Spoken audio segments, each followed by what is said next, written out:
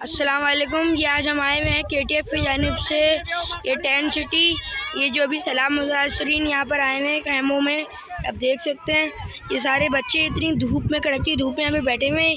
आप इनके पैरों में देखें, इनके पैरों में चप्पलें नहीं है और इतनी गर्मी में नंगे पैर घूमना।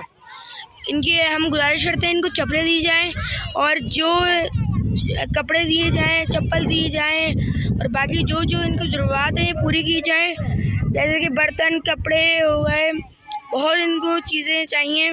हम आप सबसे गुजारिश करते हैं कि इन लोगों के लिए चप्पलों का ज़्यादा से ज़्यादा इंतज़ाम करें। यहाँ पर 700 खेमे लगे हुए हैं, घर हैं यहाँ पर 700। आप देख सकते हैं, हम खतिया तारा फाउंडेशन की जानिब से यहाँ पर आए हैं। और ये यहाँ पर अभी हम इन सब में तकसीम करने के लिए केले हैं और ये 400 किलो, कम से कम 400-500 किलो आलू हैं। ये आप देख सकते हैं। KTF खतिया तारा फाउंडेशन।